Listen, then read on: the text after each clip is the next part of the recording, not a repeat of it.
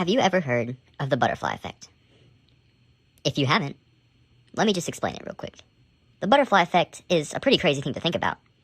It's basically, what if a small action causes a crazy outcome? For example, let's say you're driving, and you're driving kind of slow. Now let's say there's someone behind you on the road who is almost late to work. You driving slow causes them to be late, and then they get fired. See? You driving slow just kinda ruined somebody's day. That's what I mean. Anyways, this is the baseball. A very crazy butterfly effect story. Hope you enjoy.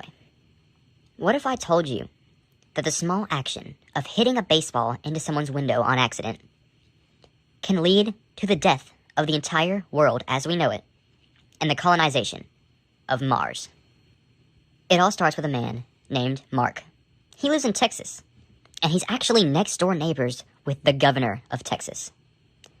Well, one day, Mark was hitting baseballs in his driveway. He was just tossing them up in the air and hitting them with the bat.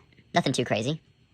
Well, one day, Mark accidentally hits a baseball right into the governor's window. Now, this was really unfortunate timing to break the governor's window because, well, let's just say he was in there with his wife and they were attempting to create a child. Now, when you hit the baseball into the governor's window, you disrupted their attempt to make a child, causing them to obviously stop doing what they were doing and go see what happened to their window. Mark then apologizes to the governor many, many times for accidentally breaking his window with the baseball, and everything is sorted out. Mark has to pay for the window and all that stuff. Well, after everything is sorted out, the governor and his wife get back at it, and they conceive their child.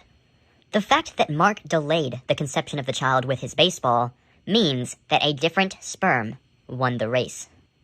This means the governor would have had a completely different child if Mark didn't hit his window with the baseball. The governor's child then grows up, but he has a pretty hard childhood. The governor is always teasing him, talking about how he was only born because of a baseball.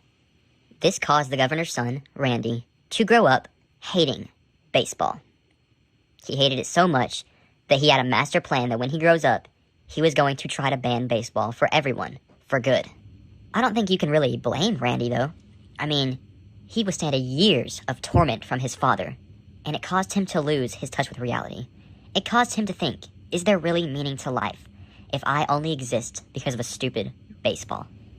Now you might be thinking, why does Randy hate baseball if he was born because of one? Maybe he should love baseball. Well, the governor always told Randy that he would have a better son if the baseball didn't hit the window. These years of childhood trauma caused Randy to hate baseball, and it fueled his plan to end it for good. And years later, the governor finally retires from being the governor of Texas, and Randy, his son, takes office. This is when Randy's evil plan takes place, and he becomes a good governor? Well, that's not what you were thinking. He actually becomes an amazing governor, and he governs Texas for 10 years. Randy spends 10 long years being the best governor that Texas has ever had. And what do people do? They tell him that he should run for president. And this is just what Randy wanted. Randy then runs for president, and he uses his fame of being such a great governor to gain as many votes as he can. And guess what? It was enough votes. Randy is elected president of the United States of America. Now that Randy is one of the most powerful people in the world, he finally shows his true colors. The first action that Randy takes in office as the president is to ban the sport of baseball. Well, Randy's first action as the president got the reaction you'd probably expect. People were not happy at all. The United States immediately erupted into chaos. People started rioting the White House. And how did Randy respond to this? He responded by demolishing the New York Yankees Stadium. And shortly after that, the Los Angeles Dodgers Stadium. Then the Texas Rangers, and so on, until all of the MLB stadiums were demolished. And then, at one of Randy's president rallies, he was shot at. An MLB superfan attempted to assassinate him.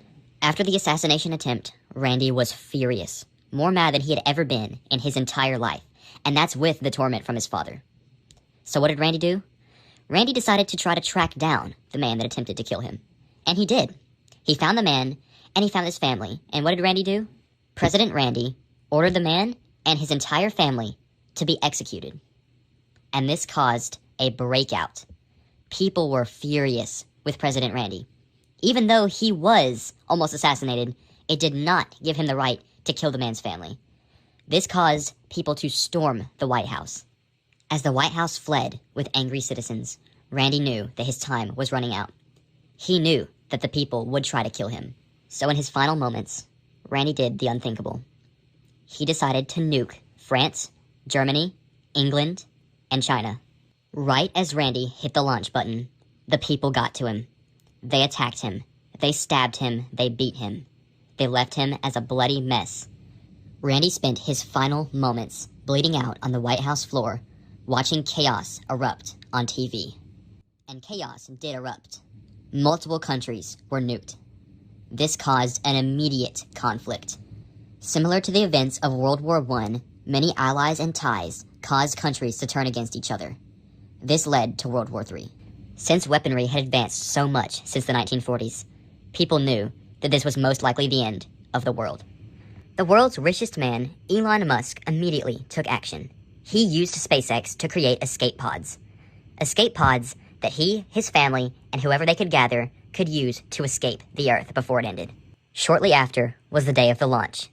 Elon Musk and his family gathered as many people as they could to join them in the escape pods. They simply went on the streets and just found as many people as they could to go with them to go to Mars. It had always been Elon's dream to go to Mars. And since the Earth was ending, why not make Mars the new Earth? Once the escape pods had reached max capacity, they launched. There were 4 escape pods, each with 25 people in them.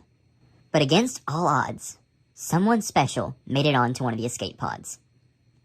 His name was Mark, the man who hit the baseball into the governor's window. Everyone on the escape pods looked out the window to see their former home being destroyed.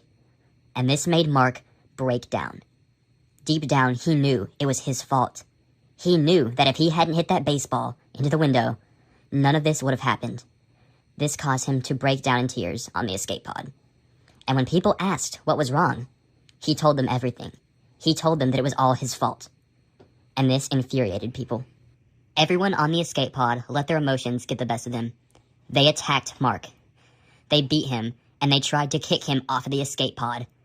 They attempted to open the safety hatch on top and throw him out into space. But when they did that, it became a vacuum. Every person on the escape pod was sucked into outer space and died. Mark spent the last few seconds of his life drifting in outer space, thinking to himself, "What have I done?" The people on the other 3 escape pods had to watch 25 people die in space before they landed on Mars.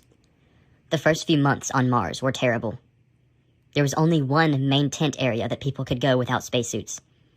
People had to grow their own crops. They had to filter their own pee to drink. It was an awful life for a while, until things started to get better.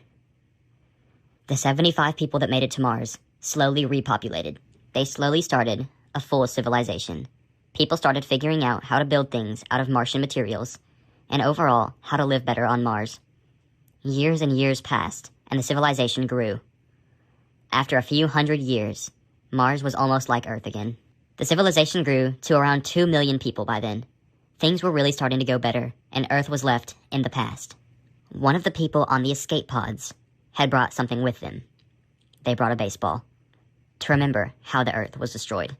Over a few hundred years of civilization growth, the baseball was passed down by many generations of people on Mars. It was a bright, sunny day on Mars, and a kid was throwing the baseball in his driveway. Everything seemed okay until the kid accidentally threw the baseball into someone's window. The end.